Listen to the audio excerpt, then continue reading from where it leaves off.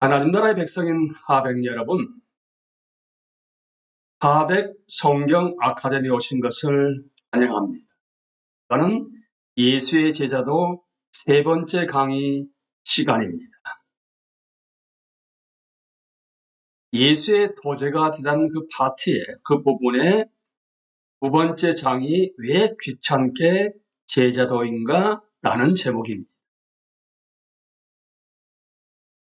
우리가 단순히 예수께서 우리 죄를 위해 돌아가신 것을 믿어서 그리스도인이 되었다면 죄의 사함을 받고 천국에 가는 것은 그것으로 충분하시겠지.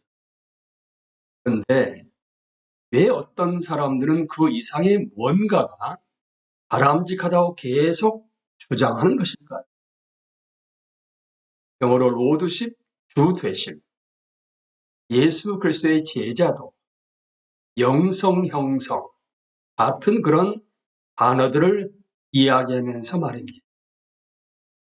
여러분 어떻게 생각하십니까? 더구나 그리스도인은 완전하지 않다, 용서받았을 뿐이다 하고 치부해버리는 그리스도인들은 얼마나 많은지 모릅니다. 그런데 이런 문제에 관심이 있는 사람들은 다음 네 가지 단순한 사실을 생각하면 도움이 될 것이라고 달라스 윌라들은 우리에게 일깨워주고 있습니다. 첫째요, 예수 자신이나 그분의 초기 제자들이 가르친 내용 어디를 보아도 예수의 희생으로 용서만 누리고 그 이상은 그분과 아무 관계없이 지내기로 우리 마음대로 정할 수 있다는 암시는 그 어디에도 나와 있지 않습니다. 성경 어디에도 나와 있지 않습니다. 언젠가 토저는 복음주의 기독교 진영 전반에 확연한 이단이 생겨났다. 우리 인간들이 그저 구주가 필요해서 그리스도를 자진하여 영접할 수 있으나 그분을 주님으로 삼아 순종하는 일은 우리가 원할 때까지 이룰 권리가 있다는 개념이 용인되고 있는 것이다. 또 자신의 심경을 토로했습니다. 그러니까 예수 그리스도를 주님으로 삼아서 순종해야 되는 것이 사실상 그리스도인이요 예수의 제자로서 가장 우선순위가 있는 것인데 우리가 원할 때까지 미룰 권리가 있다는 식으로 생각하고 순종하지 않는 삶을 살고 있다는 것입니다. 이어서 토저는 성경은 순종 없는 구원을 모른다고 덧붙였습니다. 성경은 순종 없는 구원을 모릅니다. 그래서 어떤 단어가 만들어졌냐 하게 되면 뱀파이어 그리스도인. 여러분 뱀파이어는 아시죠? 피 빨아먹는 그런 존재입니다. 뱀파이어 그리스도인이 되는 것도 제법 타당한 일이라는 인상이 그 이단에서 생겨났다. 사실상 우리는 예수께 이렇게 말하는 것입니다. 부디 당신의 피가 조금 필요합니다. 하지만 저는 당신의 학생이 되거나 당신의 성품을 닮은 마음은 없습니다. 솔직히 제가 인생을 즐기는 동안 좀 못 본 척해 주시렵니까? 천국에서 뵙겠습니다. 하지만 이것이 예수께서 용인하실 방법이라고 정말 그렇게 상상이 되십니까? 멈추어 생각해보면 죄삼 이외의 많은 것에서 그분을 믿지 못하면서 유독 죄사함만 믿는다는 것이 실제로 어떻게 가능할까요? 그분이 모든 일에 오르신 것과 여기 이 땅에서 우리 삶의 모든 면에 대한 열쇠가 그분께만 있음을 믿지 않고는 그분 예수 그리스도를 믿을 수 없습니다. 그러나 그것을 믿는다면 당연히 당신은 삶의 모든 면에서 예수 그리스도와 최대한 가까이 있고 싶어질 것입니다. 둘째, 하나님 나라의 삶에서 그분의 도제가 되지 않는다면 도덕적인 의지에 관한 한 우리는 패배해서 태어나지 못합니다. 이것이 오늘날 대다수의 믿는다는 그리스도인들의 현 주소입니다. 대체로 그리스도인들은 죄 짓는 쪽을 택합니다. 그리고 그들은 모든 것을 감안할 때 그럴 수밖에 없는 이유도 얼마든지 설명할 수 있습니다. 하지만 그러면서도 죄인으로 자처하는 사람은 아무도 없습니다. 사람들은 예컨대 자기가 거짓말하는 것은 인정하면서 자기 자신이 거짓말쟁이라는 것은 완강히 부인하니까 정말로 웃음 노릇이지요. 우리는 착해지기 원하지만 사정상 필요하다면 언제라도 악을 행할 준비가 되어 있습니다. 물론 악은 사정상 꼭 필요하며 그것도 감각이 둔해질 정도로 항상 그렇습니다. 예수께서 친히 덕지하신 것처럼 죄를 짓는 사람들은 사실 죄의 입니다. 요한복음 8장 34절을 읽어드리겠습니다. 그래서 대답하시되 진실로 진실로 너희에게 이르노니 죄를 범하는 자마다 죄의 종이라. 예수 그리스도의 제자여 종이 아니라 죄의 종으로 살아가고 있는 것이 아닌가. 한편 주변 그리스도인들을 둘러보시기 바랍니다. 그것은 평소의 삶을 보면 확인이 됩니다. 그러니까 선을 행하고 자신이 원하는 바 악을 피하는 일에 일상적으로 성공하는 사람들을 우리는 얼마나 일관되게 보고 있습니까? 여러분 어떻습니까? 반대로 예수의 도제가 되어 그분의 말씀대로 행하면 우리는 우리의 삶을 이해할 수 있고 언제나 가까이 있는 하나님의 구속의 자원들과 상호 작용할 수 있는 길을 알 수 있습니다. 그 결과 우리는 의지의 실패에서도 점점 어려워집니다. 단순히 우리는 아는 바 옳은 일을 행하는 법을 예수 그리스도께 배웁니다. 이 말씀 안에 거하기를 연습하는 사이에 우리는 진리를 알게 되고 진리는 과연 우리를 자유롭게 합니다. 여러분, 진리는 무엇입니까? 누구입니까? 성경에서 말하는 진리는 무엇이 아니고 누구입니다. 요한복음 8장 36절에서 이렇게 말씀하십니다. 그러므로 아들이 너희를 자유롭게 하면 너희가 참으로 자유로우리라. 바로 길이요 진리요 생명이신 예수 그리스도가 우리를 자유롭게 하게 되면 우리는 참으로 자유롭게 되는 것입니다. 우리가 원하는 바 선을 능히 행할 수 있게 되는 것이지요. 세 번째입니다. 대접의 안을 깨끗이 하고 나무도 좋게 하는 사고와 감정과 성품의 내적인 변화는 성령으로 말미암아 열심히 그리스도의 제자가 될 때만 가능합니다. 어떻게 그리스도의 제자가 될 수 있다고요? 성령으로 말미암아 되는 것입니다.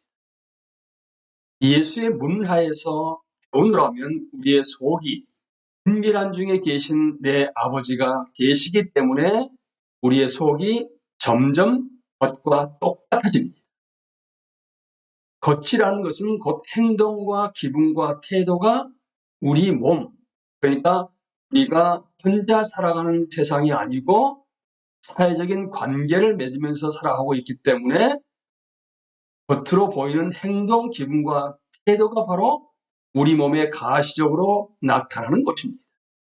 그러니까 속에 있는 것 밖으로 드러나는 것이지요.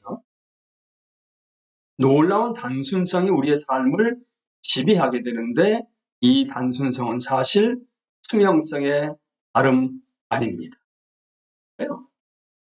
우리의 속사람은 사람들 눈에 보일지 안 보일지 모르지만 하나님 앞에는 투명하게 드러나게 되어 있습니다.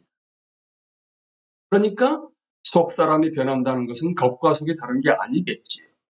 그렇게 되어야 하게 되면 이미 우리에게 제2의 천성이 되어버린 이중성을 겉다르고 속다른 거지요. 얻는 법을 예수께 장기간에 걸쳐 신중하게 배워야만 합니다. 세상은 어쩌면 이중성이 필요한 것입니다. 주변 사람들과의 관계를 관리하려면 우리 자신의 진짜 생각과 감정과 하려는 일을 숨겨야 하기 때문이죠. 남의 눈을 피하는 것이 가능하기만 하다면 말입니다.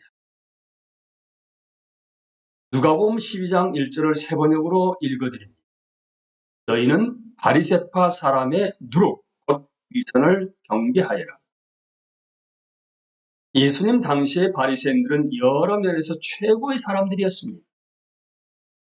그러나 그들은 선을 행동에 찾았고 행동 차원을 신중하게 관리하여 자신들의 안전을 보장받고자 했습니다. 하지만 그것은 전혀 불가능한 일이죠. 그럴까요? 행동을 이끄는 것은 인간 성품의 숨은 혹은 또는 은밀한 차원인 몸과 영의 심연입니다. 그리고 거기 있는 것은 밖으로 나오게 되어 있지요. 몸과 영의 심연에서 밖으로 나오는 것이 행동이지, 그러니까 인간 성품의 숨은 은밀한 차원인 몸과 영의 심연으로부터서 밖으로 나오는 것이 행동인데, 아는 그대로 있는 상태에서 행동만 관리한다는 것은 사실상 위선이지요. 반면에 예수와 바울과 기타 성경 기자들이 말하는 성령의 열매는 행동들로 이루어진 것이 아니고요. 우리 안에 있는 숨은 자, 곧 속사람의 본질을 구성하는 태도들 내지는 몸에 밴 성품 특성들로 이루어집니다. 이 열매를 한 단어에 담아낸 것이 바로 사랑이 있지. 너무 응축된 형태라서 좀 더 설명이 필요한데 마치 다이아몬드처럼 성령의 열매는 사랑으로 응축되어 있지만 다양한 면을 가지고 있습니다. 단수입니다, 여러분. 열매는 사랑이 다른 면으로는 희락이요, 다른 면으로는 화평이요, 다른 면으로는 오래 참음이요, 자비와 양성과 충성과 온유와 절제가 사랑 안에서 다양하게 펼쳐지는 것이지. 기독교 전통의 영성 형성, 영어로 spiritual formation, 영성 형성이란 제자도라는 쉬운 멍에를 메고 우리의 스승 예수와 동행하는 가운데 그런 성품 특성들이 점차 우리를 지배하고 우리 안에 배어드는 과정입니다. 그러니까 영성 형성이란 단어를 여러분들이 들어보신지 모르겠습니다만 영성 형성이란 단어는 제자도라는 쉬운 멍에를 메고 우리의 스승 예수와 동행하는 가운데 그런 성품 특성들이 점차 우리를 지배하고 우리 안에 배어드는 과정이 바로 영성 형성입니다. 그러면 내면의 성품에서 사랑의 행위들이 자연히, 그러나 초자연적으로요, 성령으로 말미암아 초자연적으로 이거 투명하게 흘러나옵니다. 물론 늘 개선의 여지는 있을 테니까 자신이 온전해질까 봐 걱정할 필요는 전혀 없습니다. 적어도 몇 주나 몇 달 만에 완전해지지는 않지요. 우리의 목표는 예수와의 끊임없는 사귐을 통해서 속속들이 예수님의 지배를 받는 것입니다. 바울처럼 우리도 내 주 그리스도 예수를 아는 지식이 가장 고상하여 오직 한 일, 즉 푯대를 향하여 쫓아가는 것입니다. 우선순위가 명확하지. 빌립보서 3장 8절과 14절을 세 번역으로 읽어드립니다. 내 주 예수 그리스도를 아는 지식이 가장 고귀함. 누가 이런 말 했다고요? 사도 바울인데 여러분 아시는 것처럼 부활하신 예수 그리스도께서 사도 바울을 만나주게 됨으로 말미암아 그 이후에 그의 삶은 우선순위가 명확해졌습니다.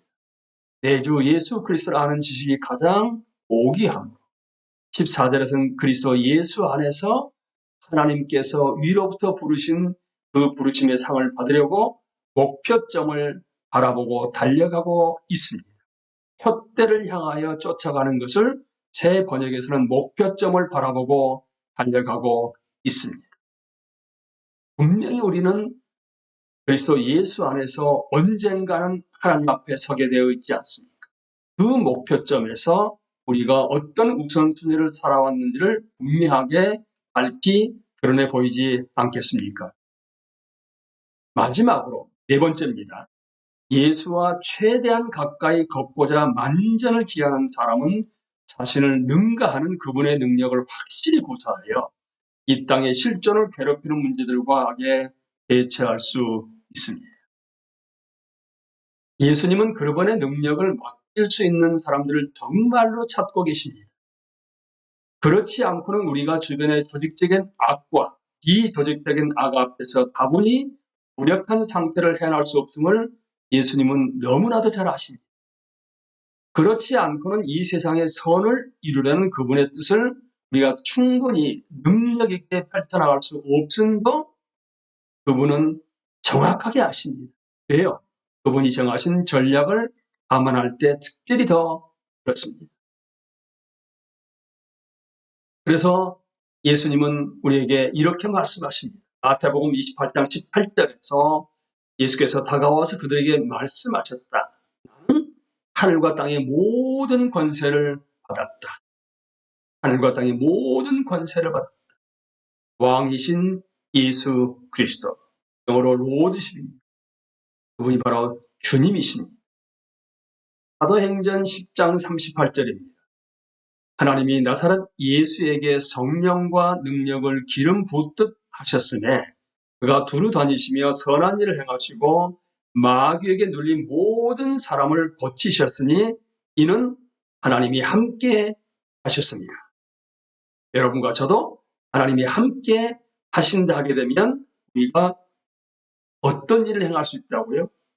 선한 일을 행할 수가 있고 마귀에게 눌린 모든 사람을 걸칠 수 있다는 것을 분명하게 말씀하고 계십니다.